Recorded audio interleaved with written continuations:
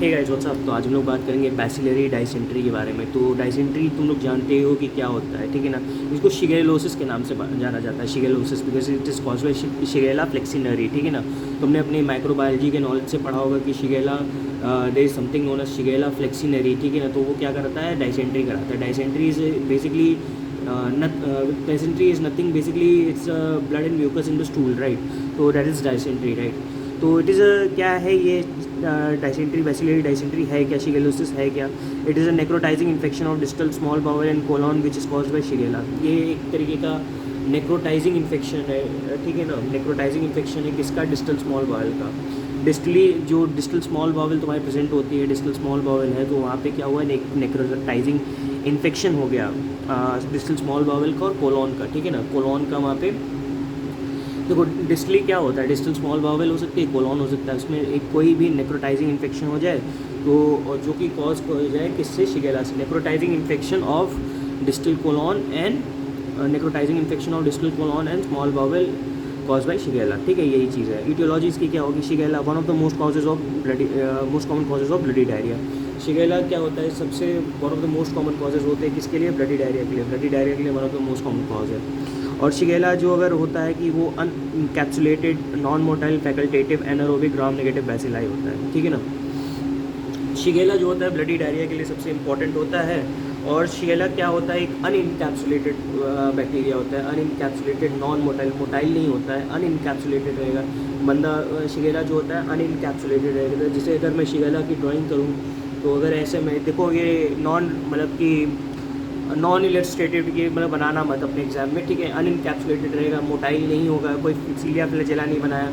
Facultative anaerobic होता है, gram negative होता है, ठीक है ना। ग्राम नेगेटिव होता है, ठीक। ग्राम नेगेटिव बैक्टीरिया है, बेसिलाई है, और फैकल्टेटिव एनारोबिक है, नॉन अनइनकैप्सुलेटेड है और नॉन मोटाइल है, ठीक है। ये चीज़ें याद रखनी है इसके बारे में। 4 मेन स्पीशीज़ होती हैं शिगेला की। तो सबसे जो वायलेंट है वो शिगेला डाइसेंट्रिया होती है, जिससे तुम्हारा बैसिलरी डाइसेंट्री होती है। इसके अलावा जो हमने जानना है शिगेला फ्लेक्सिनरी होता है, जिसके बारे में मैंने बात की थी। शिगेला बॉयडी होता है, शिगेला सोनी भी होता है, ठीक है। इसके कुछ कुछ वेरिएंट्स है, तुमको को जानना चाहिए। अगर माइक्रोबायोलॉजी में जो बंदा ज़्यादा इंटरेस्टेड है वो पढ़ सकता है जाके, ठीक है ना। कि Shigella dysentery, Shigella boydii, Shigella flexneri, Shigella sonnei, ये सब चीज़ें होती हैं, राइट। लेकिन मोस्ट वायलेंट तुम्हारा शिगेला डाइसेंट्री होता है। सोर्स ऑफ इन्फेक्शन ह्यूमन जो होते हैं, केवल नेचुरल सोर्स, यही नेचुरल सोर्सेज होते हैं, ठीक है। ह्यूमन्स जो सोर्स ऑफ इन्फेक्शन है, अगर बैसिलरी डाइसेंट्री की मैं बात करूँ तो humans are the only natural reservoirs, right. Mode of transmission कैसा है कि इंजेक्शन लिया तुमने, कैसे, फीको ओरल रूट से। मान लो तुम कुछ भी खाना तुम खा रहे हो, फीको ओरल रूट से तुमने क्या हुआ, इन्फेक्शन हो गया तुम्हारा। इंजेक्शन लिया तुमने, इंजेक्शन किया तुमने किसी भी खाने का, ठीक है, फीको ओरल रूट के थ्रू ये इंजेक्शन तुमने किया, तो क्या हो गया तुम्हारा, इंजेक्शन के थ्रू फीको ओरल रूट, तो उसी से क्या होगा, ट्रांसमिशन हो गया, ठीक है। इंक्यूबेशन पीरियड 1 से 3 दिनों का यहाँ पे होगा, 1 से 3 दिनों का यहाँ पे इंक्यूबेशन पीरियड होगा बैसिलरी डाइसेंट्री का, ठीक है ना। 1 से 3 दिनों में इंक्यूबेशन पीरियड होगा इसका। पैथोजेनेसिस क्या होती है भाई, पैथोजेनेसिस की अगर मैं बात करूँ, Shigella is the most violent enteropathogens. Shigella क्या होता है, most violent, one of the most violent enteropathogens होता है। मतलब इंटेस्टाइन का जो सबसे one of the most violent pathogens होता है वही शिगेला, ठीक। इंजेक्शन होगा तो फ्यू इंजेक्शन हो सकता है, फ्यू से लेके 10 से लेके 100 ऑर्गेनिजम्स का तुमने तुम्हारा जो है इंजेक्शन तुमने किया। क्या क्या हो सकता है इंजेक्शन, 10 से लेके 100 ऑर्गेनिजम्स तक का। देखो शिगेला सबसे पहली बात क्या है कि one of the most violent enteropathogens है, मतलब कि इंटेस्टाइन को बहुत ही जल्दी इन्फेक्ट करता है, इंट्रोपैथोजेंस है। इसका इंजेक्शन होगा तो 10 से लेके 100 तक ऑर्गेनिजम्स ये खा सकता है, ठीक है ना। इंजेक्शन होने के बाद शिगेला का इंजेक्शन हुआ 10 से लेके 100 ऑर्गेनिजम्स तक का। रीच स्टमक, ये स्टमक के ओर बढ़ता है, और ये क्या होता है कि अनइनकैप्सुलेटेड, लेकिन फिर भी ये रेजिस्टेंट है किसके लिए, एसिड एक्शन इन स्टमक। ये इंजेक्शन करने के बाद भी 10 से लेके 100 ऑर्गेनिजम्स भी ये क्या कराते हैं, ये रेजिस्टेंट करा देते हैं, मतलब स्टमक में पहुँच के भी ये रेजिस्टेंट होता है, ठीक है। किसके लिए रेजिस्टेंट होगा, ये रेजिस्टेंट होगा तुम्हारे एसिड सेक्रेशंस के लिए। In the colon bacteria penetrate mucosa. Colon में क्या होता है कि बैक्टीरिया जो है पेनिट्रेट कर जाता है उसकी म्यूकोसा को, ठीक है ना।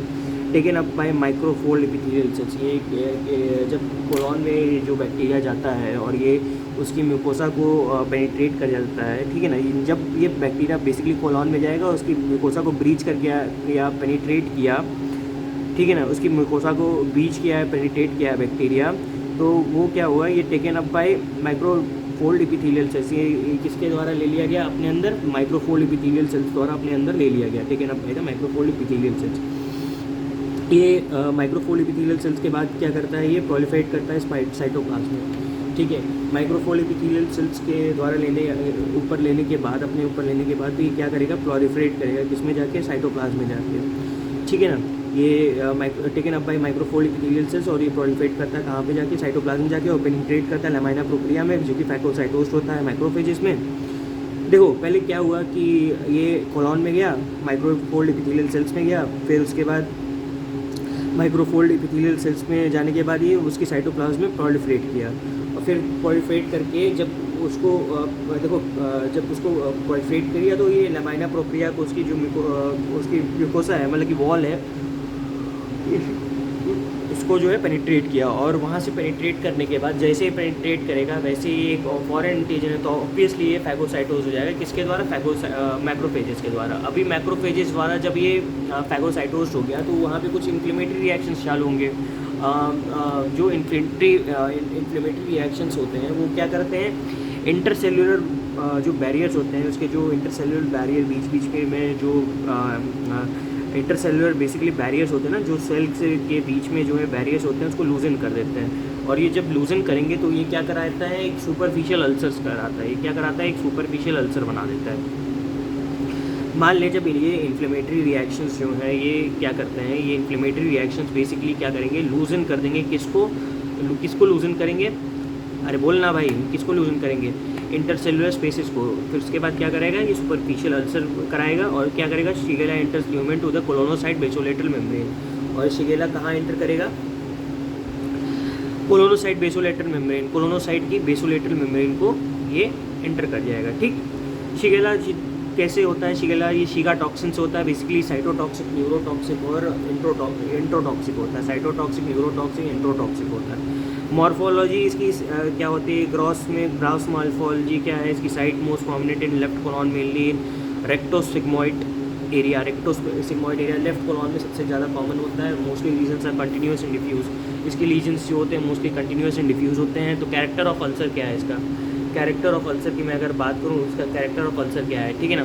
तो कैरेक्टर ऑफ अल्सर क्या है, म्यूकोसा में oedema ulceration appear friable granular haemorrhagic. तो म्यूकोसा में बेसिकली एडीमा दिखेगा, अल्सरेशन दिखेगा, फ्राइबल दिखेगा, ग्रैनुलर हेमरेजिक। तो इसकी म्यूकोसा कैसी दिखेगी, हमारी एडिमेटस म्यूकोसा दिखेगी, अल्सरेटेड म्यूकोसा दिखेगी, हेमरेजिक मतलब कि फ्राइबल। देखो इसकी जो म्यूकोसा है वो उसमें एडीमा, म्यूकोसा में एडीमा दिखेगा, वो म्यूकोसा जो है फ्राइबल होगी, अल्सरेटेड होगी, और जो है हेमरेजिक होगी इसकी म्यूकोसा, ठीक है। Mucosa will appear like friable, ulcerated, haemorrhagic और इडीमेटस, ठीक है ना। इडीमेटस, अल्सरेटिव, हेमरेजिक और फ्राइबल तुम्हारी इसकी म्यूकोसा दिखेगी। अल्सर जो है परपेंडिकुलर होंगे किसके, लॉन्ग एक्सिस ऑफ कोलॉन के, ठीक है। माइक्रोस्कोपी क्या क्या करोगे, प्रीडोमिनेंट चेंजेस को देखोगे किसमें, तुम्हारे देखो पहली बात तो ग्रॉस में क्या देखोगे, most predominant changes in seen in the left colon या लेफ्ट साइड ऑफ रेक्टोसिग्मोइड जंक्शन में देखोगे, ठीक है। और इसके जो लीजन्स होते हैं वो कॉन्टीन्यूस और डिफ्यूज होते हैं, ठीक। माइक्रोस्कोपी में क्या देखोगे, माइक्रोस्कोपी में अर्ली स्टेज पे स्मॉल एप्थस अल्सर देखोगे, जो कि अर्ली स्टेज पे ऑब्वियसली एप्थस अल्सर देखेगा और न्यूट्रोफिलिक इन्फिल्ट्रेशन के साथ। एडवांस स्टेजेस में नेक्रोसिस हो जाएगी किसकी, एपिथेलियल सेल्स की, और mucosa covered by purulent exudate, और जो इसकी जो म्यूकोसा है वो कवर्ड हो जाएगी पुरुलेंट एक्सुडेट से, पुरुलेंट एक्सुडेट से इसकी म्यूकोसा जो है कवर हो जाएगी, राइट। अल्सर्स आर सुपरफिशियल में extend down to muscularis mucosa, ठीक है। जो यहाँ के अल्सर्स हैं वो सुपरफिशियल हो सकते हैं, या फिर ये एक्सटेंड डाउन कर सकते हैं किस पे, मस्कुलरिस म्यूकोसा पे ये एक्सटेंड डाउन कर सकते हैं, राइट। इसके जो बेसिकली अल्सर्स हैं वो सुपरफिशियल अल्सर्स हो सकते हैं, ठीक है। चाहे तो यहाँ के अल्सर जो है सुपरफिशियल है, चाहे तो ये अल्सर क्या करके एक्सटेंड डाउन करके कहाँ पे, मस्कुलरिस म्यूकोसा तक, राइट। इसके क्लिनिकल फीचर्स क्या क्या होंगे, clinical features basically nothing are, diarrhoea हो सकता है, फीवर हो सकता है, एब्डोमिनल पेन हो सकता है, ठीक है। इन्फ्लेमेशन है तो फीवर ऑब्वियसली होगा ही होगा, एब्डोमिनल पेन हो सकता है। Watery diarrhoea progress to dysenteric phase, पहले तो इनिशियली वाटरी डायरिया होगा जो कि बाद में डाइसेंट्रिक फेज में चला जाएगा। Stool culture for confirmation of Shigella, ठीक है, स्टूल कल्चर कराएंगे ताकि हम लोग शिगेला का कन्फर्मेशन कर सकें। ट्रीटमेंट में ऑब्वियसली डायरिया हो रहा है तो फ्लूइड रिससिटेशन करा दो, और अगर तुम्हारे इसके शिगेला के कारण हो रहा है तो एंटी माइक्रोबियल एजेंट दे दो, जैसे सिप्रोफ्लॉक्सासिन, सेफिक्सिम, एजिथ्रोमाइसिन 5 दिन तक दे दो, जैसे सिप्रोफ्लॉक्सासिन, एजिथ्रोमाइसिन, सेफिक्सिम, कोट्राइमोक्साजोल दे सकते हो। कॉम्प्लिकेशंस क्या क्या है? रीटर सिंड्रोम, जिसमें रीटर सिंड्रोम बेसिकली किसका 3 चीज़ों के कारण होता है। अर्थराइटिस, यूएसी से याद करते हैं ना, यूएसी रीटर सिंड्रोम अपने उसमें पढ़ा होगा हमारे ऑप्थेल्मोलॉजी में, कि कंजक्टिवाइटिस, यूरेथ्राइटिस और अर्थराइटिस का ये मिश्रण है, यूरेथ्राइटिस, कंजक्टिवाइटिस और अर्थराइटिस, राइट। इसके अलावा एक और इसमें कॉम्प्लिकेशन होता है हीमोलिटिक यूरेमिक सिंड्रोम, जो कि toxin secreted bye Shigella organism. वो वहाँ पे भी एचयूएस में भी होता है, लेकिन वहाँ पे किसके कारण होता है? Due to toxin secreted by Shiga toxin, मतलब शिगेला ऑर्गेनिज्म से कुछ टॉक्सिन्स निकलते हैं, उसी से कारण से हीमोलिटिक यूरेमिक सिंड्रोम होता है। तो ये बात रही तुम्हारी बैसिलरी डाइसेंट्री के बारे में। उम्मीद है तुम्हें समझ में आओगे। मिलते हैं तुमसे नेक्स्ट वीडियो में, तब तक के लिए बाय।